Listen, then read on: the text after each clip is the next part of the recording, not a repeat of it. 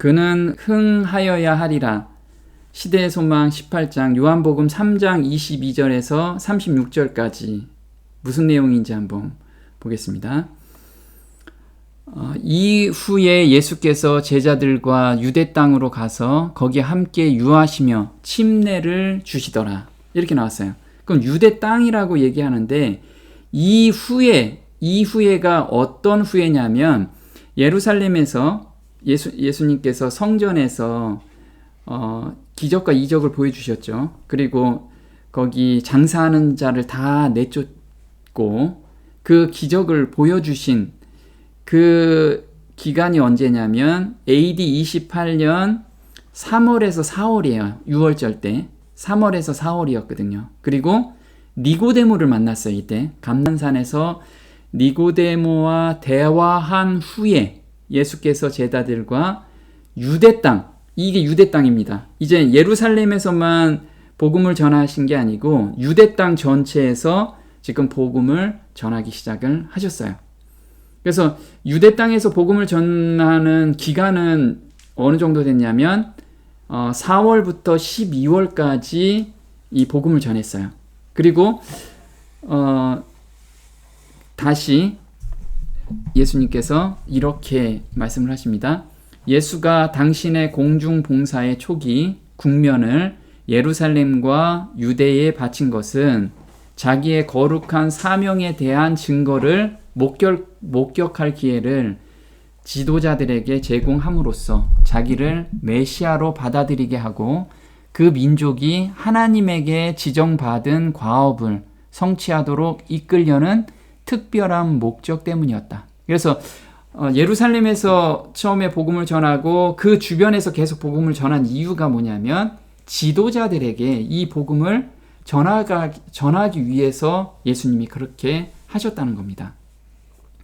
자, 침례를 주셨는데 침례는 예수님께서 직접 주시지 않으시고 제자들이 줬어요. 그래서 요한복음 4장 2절에는 예수께서 친히 침례를 주신 것이 아니요 제자들이 준 것이라.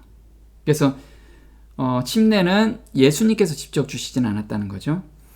자, 그 다음에 요한도 살렘 가까운 에논에서 침례를 주니 거기 물들이 많음이라 사람들이 와서 침례를 받더라. 자, 에논이 어디냐면 바로 요구입니다. 지금 저기 유대 땅 저 끝쪽 사마리아 그쪽이 에논 지역이에요. 그래서 이쪽에서 침례 요한은 계속해서 복음을 전하고 침례를 주기 시작한 거죠. 근데 이 침례가 갔다 보니까 여기에서 이제 문제가 발생하기 시작한 거예요. 침례에 대한 논쟁 속에는 시기와 질투가 숨어 있었어요. 요한복음 3장 25절엔 이렇게 써 있습니다. 이에 요한 제자 중에서 한 유대인으로 더불어 결례에 대하여 변론이 되었더니 저희가 요한에게 와서 가로되 랍비여 선생님과 함께 요단강 저편에 있던 자 곧 선생님이 증거하시던 자가 침례를 주매 사람이 다 그에게로 가더이다. 네, 여기서 보면 제자들이 지금 이야기를 하고 있어요. 근데 한 유대인이 결례라는 건 무엇이냐면 침례에 대한 이야기를 한 거예요. 침례는 회개와 죄에서 정결케 되는 상징인데 유대인들은 이방인들이 회심했을 때 이 정결 예식을 치렀어요. 그런데 예수님과 요한은 유대인을 대상으로 이 침례를 베풀었어요. 그래서 이것에 대해서 또 변론이 계속 있었던 거예요. 침례 요한은 그래도 우리가 억셉트 할 수 있는데 예수님은 무슨 권한으로 할 수 있느냐 이렇게 이제 또 다툼을 가지고 있었던 거죠. 근데 여기서 있던 자라고 한 거는 예수님 제자들은 예수님을 침례 요한이 메시아라고 얘기했는데 그걸 받아들일 수가 없었던 거예요.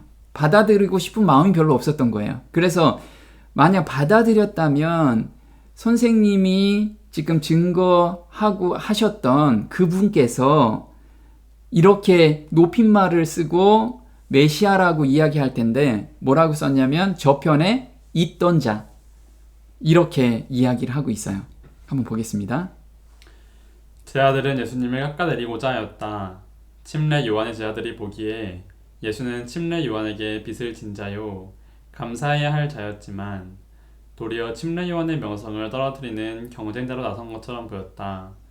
따라서 결례에 대한 논쟁을 요한의 제자들이 승인에 가져왔을 때 그것은 단순한 논쟁거리가 아니라 예수께 대한 불평과 비난으로 변화되었다. 네. 그래서 제자들도 침례 요한을 너무 좋아했기 때문에 그렇죠. 왜냐하면 자기 스승보다 스승이 이렇게 침례를 준 그 사람들이 볼 때는 제자 비슷한 사람이 갑자기 더 많은 사람들이 침례를 받기 때문에 막 시기 질투가 막 나오기 시작한 거예요. 그래서 깎아내리는 투로 이야기를 한 거예요. 저 편에 있던 그 자가 침례를 주니까 많은 사람들이 그리로 갑니다. 이렇게 이야기를 한 거죠. 또 보겠습니다. 요한의 제자들은 예수의 인기가 상승하는 것을 시기의 눈으로 바라보았다. 그들은 언제든지 예수의 사업을 비평하려고 대기하고 있었으며 오래되지 않아 기회를 찾게 되었다. 그들과 유대인들과의 사이에는 침례가 과연 사람을 죄에서 깨끗게 하여 주느냐 하는 질문이 일어났었다. 그들은 예수의 침례와 요한의 침례는 근본적으로 다르다고 주장하였다. 예수의 제자들이 도대체 침례를 베풀 권한이 있는지에 대하여 논쟁하였다. 네, 지금 여기서 보면 침례 요한은 사람들이 선생으로 그리고 엘리야의 심령으로 하기 때문에 인정을 막 해준 거예요. 다 인정을 해줬는데 갑자기 나타난 예수는 어떻게 무슨 근거로 이렇게 침례를 주는지 이거에 대해서 계속해서 깎아내리고 비난하고 막 그랬던 거죠. 자, 증거하던 자래요. 증거하던 자. 이거는 뭐냐면 침례 요한은 예수님께서 침례를 받으시고 나서부터 한 번 세상 죄를 지고 가는 하나님 어린 양이 있다. 이렇게 한 번 말을 전한 게 아니고요. 계속해서 하나님의 아들이야, 메시아야, 저분이 이렇게 제자들한테 계속 얘기를 한 거예요. 그래서 침례 요한은 정말 한 번 얘기한 게 아니고 꾸준하게 얘기했다라는 거예요. 그게 바로 증거하시던 자, 계속해서 증거하시던 자, 그에게 가더이다. 보겠습니다. 사단은 이러한 말을 통하여 요한에게 시험을 가져 주었다. 요한의 사명이 비록 거의 끝나는 것처럼 보였을지라도 그는 아직도 그리스도의 사업을 방해할 수 있는 능력이 있었다. 만일 요한이 자기 연민에 빠져 자기의 지위를 빼앗기는 일에 대하여 슬픔과 실망을 표시하였다면 그는 불화의 씨를 뿌렸을 것이며 질투와 시기를 조장하여 복음 사업의 전진을 심각하게 방해했을 것이다. 네, 침례 요한은 정말 그 하나님과 계속 소통한 사람이었는데 사단은 계속해서 공격을 하고 그 틈을 계속 노리고 있었던 거예요. 만약에 침례 요한이 매 순간 하나님께 매달리지 않고 소통하지 않았다면 침례 요한도 반드시 넘어갔을 거예요. 왜냐하면 그 뿌리를 가지고 있기 때문에 그래요. 불화의 씨의 뿌리. 그게 뭐냐면 질투와 시기라는 거예요. 이 질투와 시기는 하나님 일을 방해하는 가장 큰 요소 중에 하나예요. 그래서 이거는 누구나 다 자유함을 얻을 수가 없어요. 그래서 우리가 항상 경계하면서 살아야 된다는 거죠. 질투는 모든 악의 뿌리다. 우리의 마음에서는 끊임없이 올라오는 것이 질투라는 거죠. 잠언 27장 4절에 이렇게 나옵니다. 분노는 잔인하고 진노는 범람하는 물과 같다고 하지만 사람의 질투를 누가 당하여낼 수 있으랴. 네, 그래서 분노나 진노 같은 거는 순간에 없어지지만 질투는 결코 없어지지 않는다는 거예요. 그래서 분과 노는 곧 지나가 버리는 돌발적인 현상이다. 그러나 투기와 질투는 느리게 작용하여 여러 해 걸쳐 영혼을 부식시키는 증오를 원수에게 나타낼 기회를 기다리는 끓는 경로이다. 그래서 우리가 이 질투라는 것은 장작과 같은 거예요. 우리가 불을 떼면 휘발유를 불을 떼면 휘발유가 없어지면 싹 사라지잖아요. 근데 이 질투는 장작으로 떼기 때문에 처음에 불을 붙기는 굉장히 어려운데 한번 불이 붙잖아요. 안 꺼져 이게. 그런 원리를 가지고 있다는 거예요. 그래서 불이 붙기 전에 빨리 예수님께 드리지 않으면 어떤 누구도 자유함을 얻을 수 없다라는 거예요. 또 보겠습니다. 투기, 시기는 죄 없는 우주 안으로 그 신비한 형체를 침투시킨 최초의 죄였다. 보면은 투기와 시기는 최초의 죄였다라는 거예요. 최초의 죄. 이게 사단이 가지고 죄로 빠지는 최초의 근본이 바로 시기와 질투자는 거예요. 시기와 질투. 그 첫 출현이 갑작스러운 폭력의 반란으로 이루어졌다면 그 경노의 성격이 즉시 천사들에게 밝혀졌을 것이고 그리하여 자신의 충성을 버리고 그처럼 분명한 악과 동조하고자 한 자는 거의 없었을 것이다. 그러나 끈질긴 질투의 음침한 예측은 모든 하늘 존재들을 당혹해 하고 많은 무리를 기만했다. 네, 이 질투라는 거는 얼마나 강력한 침투를 가지고 있냐면 질투를 가지고 있는 사람과 얘기할 때 그 질투가 씨가 신겨져요. 상대방한테도. 듣는 사람한테도 그 씨가 신겨지고 그래서 하늘 천사 3분의 1이 이 질투에 의해서 그게 다 숨겨져서 미혹을 당했다라는 거예요. 그 엄청난 그 천사들, 우리보다 엄청난 똑똑한 그리고 지성 있는 그런 천사들도 이런 질투에 의해서 무너진다는 거예요. 시기와 질투를 없애는 방법은 시편 73편에 이렇게 나옵니다. 나는 거의 넘어질 뻔하였고 나의 걸음이 미끄러질 뻔하였으니 이는 내가 악인의 형통함을 보고 오만한 자를 질투하였음이로다. 그들은 죽을 때에도 고통이 없고 그 힘이 강건하며 나는 종일 재난을 당하며 아침마다 징벌을 받았도다. 내가 어쩌면 이를 알까 하여 생각한즉 그것이 내게 심한 고통이 되었더니 하나님의 성소에 들어갈 때에야 그들의 종말을 내가 깨달았나이다. 네, 이 시편 기자는 악인들이 형통하는 것을 봤어요. 그게 너무 시기가 된 거예요. 이 사람들 너무 잘 살고 행복하게 사는 것 같고 우리도 그렇죠. 주변에 하나님을 믿지 않는 사람이 굉장히 건강하게 오래 살아. 그리고 돈도 많이 벌고 더 행복하게 사는 것 같아. 이게 이제 그 현상만 봤을 때는 질투가 나오는 거예요. 근데 이 시편 기자가 성소에 들어가 보니까 그 사람들은 영원히 멸망한다는 거예요. 그리고 나는 성소에 가서 들어가 보니까 나는 영원히 사는 모습으로 비춰진 거죠. 보여진 거예요. 그걸 깨닫게 된 거예요. 우리도 마찬가지라는 거예요. 이 세상 짧은 인생 70에서 80 살면서 정말 행복하게 산다고 해도 하늘을 우리가 경험하지 못한다면 그게 아무것도 아니라는 거예요. 그냥 바람에 날리는 안개와 같다라는 거죠. 그걸 깨닫고 보니까 그 사람들이 전혀 부러움이 시기와 질투가 전혀 안 생긴 거예요. 우리도 그 비결을 좀 배워야 돼요. 자, 빌립보서 4장 9절 보겠습니다. 너희는 내게 배우고 받고 듣고 본 바를 행하라.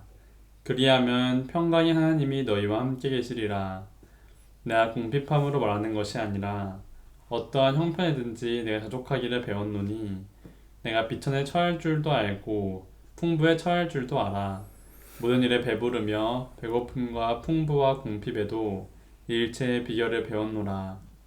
내게 능력 주시는 자 안에서 내가 모든 것을 할 수 있느니라. 네, 그래서 바울 형제는 이 자족하는 법을 배웠어요. 어디를 보기 때문에 성소를 본 거예요. 성소를 매 순간 하늘을 보고 걷다 보니까 나한테 줄 복이 그 하늘에서 지금 엄청나게 쌓여 있는데 이 세상 거기에 마음이 안 간다는 거예요. 그래서 사람들이 엄청나게 많이 가져가도 돈이 부자라고 해도 우리 천국에 가면 바닥에 있는 게 다 금이잖아요. 금. 거기서 돌멩이 하나만 가져와도 여기서 평생 떵떵거리고 사는 사람보다 더 큰 거예요. 그런데 이 없어질 것 가지고 내가 아웅다웅하고 그런 거에 마음이 뺏기지 않더라 이거죠. 바울 형제의 이런 자족하는 마음을 우리는 배워야 된다는 거예요. 자, 침례 요한은 거룩한 사랑의 접촉으로 인하여 시기에 초연한 사람이었다. 그래서 침례 요한은 항상 하나님의 빛에 본인이 노출돼 있었어요. 그걸 계속 받고 있었다라는 거예요. 그래서 이런 유혹에도 넘어가지 않았다는 거예요. 요한복음 3장 27절 이렇게 나옵니다. 요한이 대답하여 가로되 만일 하늘에서 주신 바 아니면 사람이 아무것도 받을 수 없느니라. 나의 말한 바 나는 그리스도가 아니요 그의 앞에 보내심을 받은 자라고 한 것을 증거할 자는 너희니라. 네, 그래서 침례 요한은 내가 드러나는 게 아니고 그리스도가 드러나기를 원했어요. 왜냐하면 그렇게 성경에서 계속 자아를 비우고 하나님께 드리는 그 훈련이 돼 있었기 때문에 그래요. 우리도 마찬가지죠. 우리가 복음을 전하거나 아니면 어떤 일을 할 때 내가 드러나는 일을 하게 된다면 그게 아무 소용이 없다라는 거예요. 그래서 그 일에서 그리스도, 우리 예수님이 드러나게끔, 그래서 사람들을 진짜 예수님께 인도하는 그런 일을 해야 된다는 거죠. 그런 마음으로 해야 되는데 침례 요한은 항상 그 마음을 가지고 있었어요. 그래서 증거할 자는 너희래요. 왜 그래요? 침례 요한이 평상시에도 나는 메시아가 아니야. 내 뒤에 오시는 이가 있는데 나는 그 신들매 풀기도 감당치 못할 자야. 그분은 하나님의 아들이야. 이걸 계속해서 이야기를 했고 온 세상의 죄를 짊어지실 분이야. 그분을 계속 소개했던 거예요. 그래서 제자들 보고 내가 그렇게 얘기하지 않았느냐. 그래서 증거할 자는 누구다? 너희다. 그래서 원문의 뜻은 뭐냐면 너희가 내 설교를 귀담아 듣고 그 의미를 헤아렸다면 이미 너희들 스스로 답변을 가지고 있다라는 뜻이에요. 그래서 침례 요한은 평상시에도 자기를 전혀 드러내지 않았다는 걸 누가 알았어요? 제자들이 알았어요. 근데 제자들은 그 뜻을 이해를 못했던 거죠. 자, 한번 보겠습니다. 요한은 선천적으로 인간의 공통된 결함과 약점을 가지고 있었으나 거룩한 사랑의 접촉은 그를 변화시켰다. 그는 이기심과 야심에 물들지 않은 분위기 속에서 살았으며 시기에 돕기에는 초연한 사람이었다. 그는 그 제자들의 불만에 공감을 표시하지 않고 오히려 자기와 메시아와의 관계를 자기가 얼마나 명백하게 이해하고 있었으며 자기가 위하여 길을 예비한 분을 얼마나 반갑게 환영하였는지를 보여주었다. 네. 그래서 침례 요한은 정말 자기가 어떤 역할을 해야 되는지를 자기 위치를 명확하게 깨닫고 그렇게 걸어갔던 거예요. 우리도 이 땅에 살면서 나의 역할이 있어요. 내 교회 안에서 나의 역할이 있죠. 각각은 교회 안에서 하나님께서 주신 역할들이 있어요. 그 역할을 발견하는 것도 굉장히 큰 복이에요. 그리고 그 역할을 지키는 거. 어떤 사람은 말하는 역할이 있을 거고 어떤 사람은 손의 역할이 있고 어떤 사람은 발의 역할이 있어요. 부지런히 봉사하는 역할이 있고 듣는 역할이 있다 이거죠. 각각의 역할인데 나는 말 안 하고 저 사람만 말하네? 이렇게 시기 질투할 필요가 전혀 없다는 거예요. 자기 위치에서만 지키면 그 위치에서 하늘을 맛보면서 살게 해주셨기 때문에 그래요. 침례 요한은 신부를 신랑에게로 인도하는 중매쟁이 역할이라는 거죠. 사자의 역할. 우리의 역할이 그거예요. 우리는 만나는 구도자들을 누구한테 중매해줘요? 네, 그리스도께 중매해주는 중매의 역할이에요. 거기에서 내가 드러날 필요가 전혀 없어요. 이 사람들은 그리스도를 보고 그분과 연합돼야 될 사람들이라는 거예요. 우리 역할이, 그 역할은 모든 사람에게 주어졌다는 거예요. 요한복음 3장 29절입니다. 신부를 취하는 자는 신랑이나 서 신랑의 음성을 듣는 친구가 크게 기뻐하나니 나는 이러한 기쁨이 충만하였노라. 네, 그래서 침례 요한은 그 중매 역할을 하는 게 기쁨이 충만하다는 거예요. 이 사람이 예수님을 발견하는 그 모습을 보고 너무 충만한 거예요. 그 사람이 나한테 감사하고 이게 좋은 게 아니고 그리스도를 만나서 새 생명을 받는 그것에 너무 큰 기쁨을 받는 거예요. 우리가 그 마음으로 살아야 된다는 거예요. 보겠습니다. 요한은 자기 자신을 약혼한 양가의 사자로서 활동하여 혼인을 위하여 길을 예비하는 친구라고 하였다. 신랑이 그의 신부를 영접하면 그 친구의 사명은 완성된 셈이었다. 그 친구가 자기가 추진하여 오던 이들의 결합으로 얻는 행복을 기뻐하는 것과 같이 요한도 사람들을 예수에게로 향하도록 부르심을 받았으므로 구주의 사업이 성공하는 것을 목격하는 것은 그의 기쁨이 되었다. 네, 그래서 정말 저도 일부 이런 행복감을 많이 느끼거든요. 정말 예수님을 만나서 정말 새 마음을 갖고 죄에 억눌리고 그 다음에 세상에 억눌렸던 그것에 자유함을 얻는다는 소식을 들으면 너무 감사가 되는 거예요. 우리도 다들 그런 감사 안에서 오늘을 살았으면 좋겠어요. 내가 너희를 정결한 처녀로 한 남편인 그리스도께 드리려고 중매함이로라. 고린도후서 11장 2절인데 바울 형제도 똑같은 마음을 가졌어요. 침례 요한과 같이. 우리도 똑같은 마음을 가질 수 있죠. 왜? 하나님의 마음을 우리는 다 받는, 같은 마음을 받기 때문에 그래요. 그는 흥하여야 하겠고 나는 쇠하여야 하리라 하니라. 요한복음 3장 30절인데요. 지금 예수님이 정말 밝으시잖아요. 이런 예수님께 정말 죄짐에 눌린 사람들을 우리가 중매해 준다면 너무 좋잖아요. 그 마음으로 우리가 살아야 돼. 보겠습니다. 요한은 믿음으로 구속주를 바라봄으로 자기 희생의 경지에 도달했다. 그는 사람들의 이목을 자기 자신에게 이끌려 하지 않고 그들의 생각을 높고 더 높은 곳으로 끌어올려 하나님의 어린 양을 주시하기 이르기까지 힘썼다. 요한 자신은 한 목소리, 곧 광야에 외치는 소리에 불과하였던 것이다. 네, 우리가 이런 말이 있잖아요. 분수를 지켜라. 그러면 모든 것이 행복해져요. 그러니까 내가 그리스도가 아니잖아요. 내가 할 수 있는 일, 내가 죄에서 벗어날 수 있는 일 중에서 내가 관여할 수 있는 일이 만약에 1일에도 있으면 내가 관여해도 돼요. 근데 정말 넘을 수 없는 벽을 항상 느끼잖아요.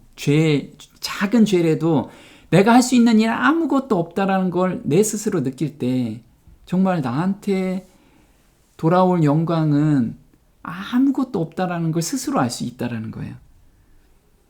이제 그가 침묵과 은퇴를 기꺼이 받아들인 것은 모든 사람의 눈이 생명의 빛 대신 이에게로 향하도록 하기 위함이었다. 하나님의 사자로서 그들의 부르심에 신실한 이들은 자신을 위한 명예로 구하지 않을 것이다. 자아에 대한 사랑은 그리스도를 위한 사랑 안에 삼키어질 것이다. 경쟁심 때문에 귀중한 복음 사업을 망치게 하는 일은 없을 것이다. 그래서 우리가 계시록 6장에 다섯째 인에서 수가 차기까지 기다린다고 했잖아요. 그 수가 차기까지는 품성이 완성될 때까지 우리가 품성이 온전하게 돼야지만 예수님이 재림하세요. 우리의 책임이야. 그래서 우리는 각자 정말 예수님의 품성으로 닮아가기를 정말 갈망하면서 매일을 살아야 된다는 거예요. 이게 복음 사업을 망치게 하지 않는 일이라는 거예요. 자아를 비울 때 성령이 한량없이 부어주세요. 요한복음 3장 31절입니다. 위로부터 오시는 이는 만물 위에 계시고 땅에서 난 이는 땅에 속하여 땅에 속한 것을 말하느니라. 하늘로서 오시는 이는 만물 위에 계시나니. 네, 하늘에서 오신 이는 만물 위에 계시는 분이에요. 또 볼게요. 자아를 비운 선지자의 심령은 하늘의 빛으로 가득 채워졌다. 그리스도를 따르는 자들도 역시 그렇다. 즐겨 자아를 비울 때에만 우리는 하늘의 빛을 받을 수가 있다. 우리가 만일 우리의 모든 생각을 사로잡아 그리스도께 복종시키기로 동의하지 않는 한 우리는 하나님의 품성을 식별할 수도 없고 믿음으로 그리스도를 받아들일 수도 없다. 이렇게 행하는 모든 사람에게 성령이 한량없이 주어진다. 네, 그래서 우리가 자아를 비운다는 건 예수님께 복종한다는 거. 그럼 우리가 복종하는 것은 헌신기도하는 게 복종하는 거예요. 나는 할 수 없으나 예수님의 마음을 받으면 할 수 있는, 그게 줄겨 순종하는 마음으로 우리를 인도해 가신다는 거죠. 그럴 때 성령이 정말 충만하게 임하게 돼 있어요. 예수님의 하나님의 아들이라는 것을 믿는 자는 순종하게 돼요. 정말 우리가 예수님이 오늘 내 마음 안에 살아계신다 라고 생각하고 그 임재를 느끼면서 산다면 어떻게 살까요? 정말 그 음성에, 미세한 음성에 줄겨 순종하면서 살 수가 있어요. 그 마음이 생기는 거죠. 한번 보겠습니다. 그가 그 보고 들은 것을 증거하되 그의 증거를 받는 이가 없도다. 그의 증거를 받는 이는 하나님을 참되시다 하여 인쳤느니라. 네, 그가 그 보고 들은 것, 누가 보고 들은 건가요? 예수님께서 하늘에 올라가신 분은 예수님밖에 없으시잖아요. 하늘에서 내려오신 분. 그래서 인자 외에는 하늘에 올라간 자가 없느니라. 그래서 아버지의 성품과 뜻을 보고 오신 분이 누구예요? 예수님이세요. 그분이 증거를 하는데 그 증거를 받는 이가 없다라는 거예요. 만약 우리가 예수님이 정말 하나님의 아들이라는 것을 마음으로 믿고 오늘을 산다면 오늘의 삶이 우리는 달라질 거라는 거예요. 보겠습니다. 예수를 죄에서 건져내시는 구주로서 받아들일 준비가 된 사람은 매우 적었던 것이다. 죄를 정결케 해주는 것이 그리스도의 침례냐, 그렇지 않으면 요한의 침례냐에 대하여 증론하는 것은 무용한 일이었다. 영혼에게 생명을 주는 것은 그리스도의 은혜이다. 그리스도를 떠나서는 침례도 다른 의식과 마찬가지로 무가치한 형식에 지나지 않는다. 아들을 순종치 아니하는 자는 영생을 보지 못하리라. 네, 그래서 예수님을 영접한다는 의미를 지금 이야기를 하고 있어요. 하나님의 아들이라는 것을 내가 시인하고, 시인이 그냥 되나요? 이 경험 가운데 들어가야지만 시인이 돼요. 그게 우리가 마음이 바뀌지 않는 한은, 받는 경험을 하지 않는 한은 시인한다고 머리로만 이해시키는 거예요. 그래서 정말 가슴으로 받는다는 건 예수님의 진짜 마음을 한 번이라도 경험한 사람만이 이게 가능하다는 거예요. 자, 예수님 안에 있는 신성이 우리에게도 주어진다. 요한복음 3장 34절이에요. 하나님의 보내신 이는 하나님의 말씀을 하나니 이는 하나님의 성령을 한량 없이 주심이니라. 아버지께서 아들을 사랑하사 만물을 다 그 손에 주셨으니. 네, 성령을 한량 없이 주신대요. 골로새서 2장 9절에는 이렇게 나옵니다. 그 안에는 신성의 모든 충만이 육체로 거하시고 너희도 그 안에서 충만하여졌으니 그는 모든 정사와 권세의 머리시라. 또 그 안에서 너희가 손으로 하지 아니한 할례를 받았으니 곧 육적 몸을 벗는 것이요 그리스도의 할례니라. 네, 여기서 보면요, 예수님께서는 신성의 모든 충만이 육체로 거하셨어요. 그죠? 그래서 온전히 이 땅에 살지만 죄와 전혀 상관없이 사셨어요.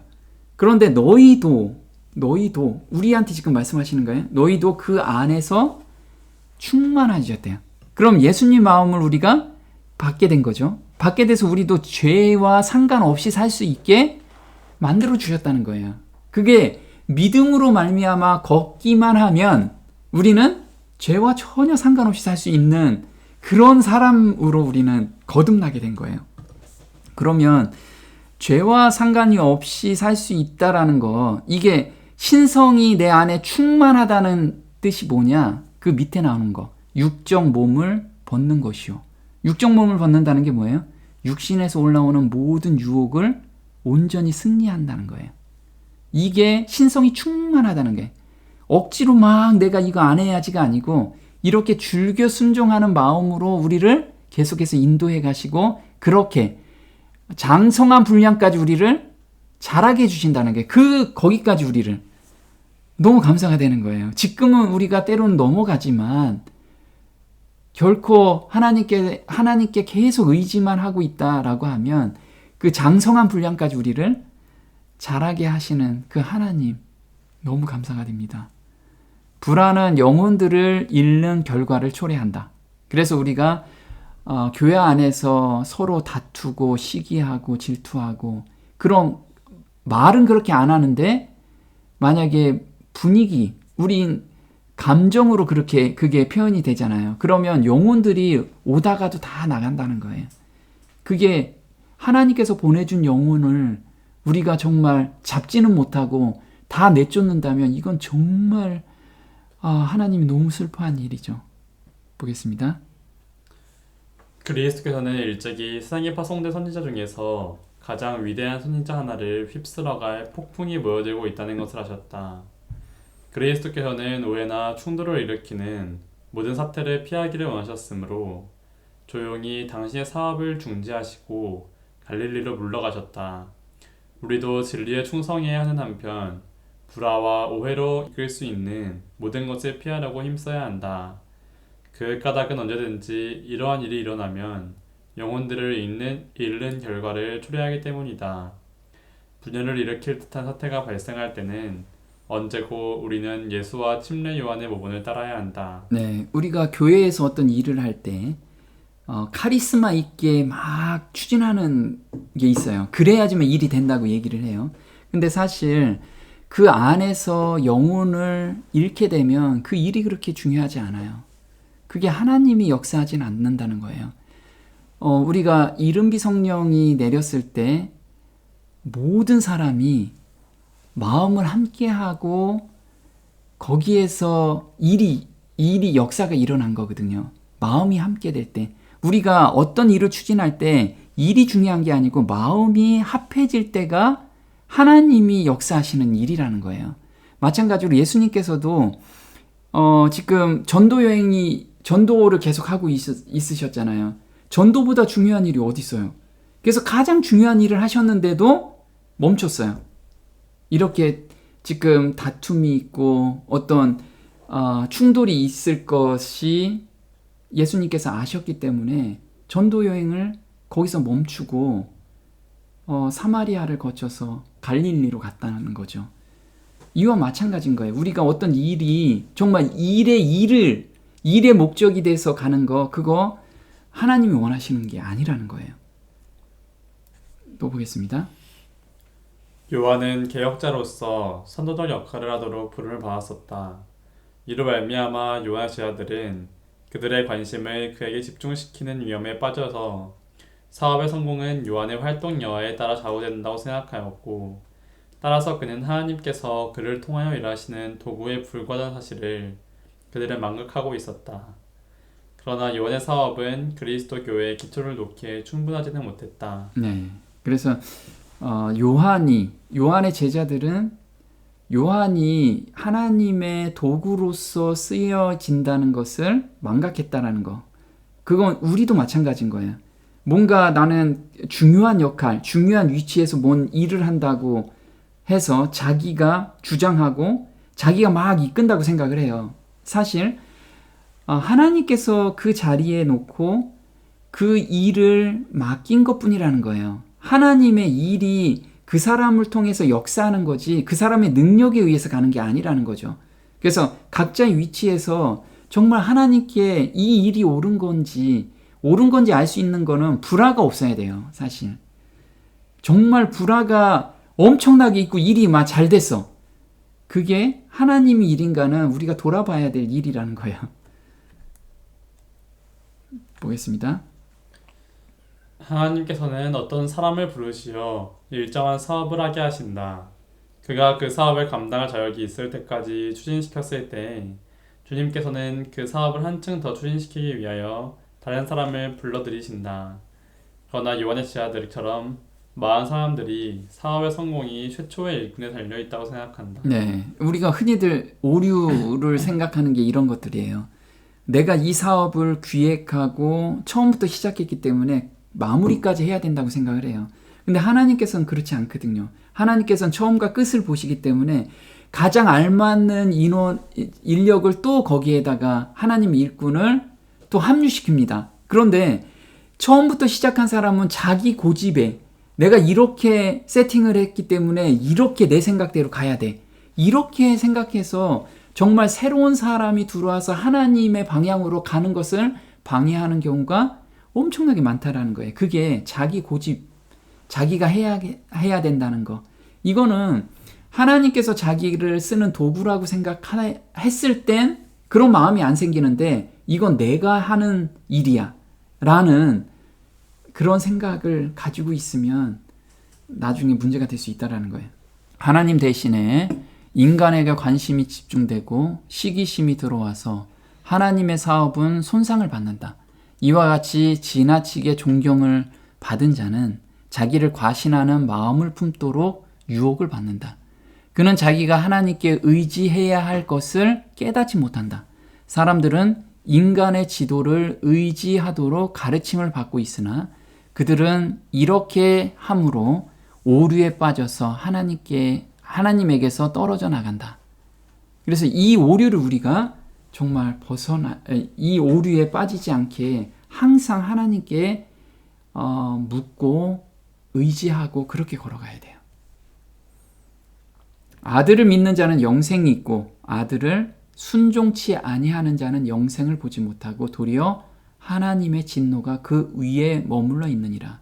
그래서 믿는 것은 자연스럽게 순종이 열매가 열려요. 근데 그 순종이 정말 즐거운 순종의 열매가 열린다는 거예요. 그래서 내가 지금 억지로 무엇인가를 막 하고 있다.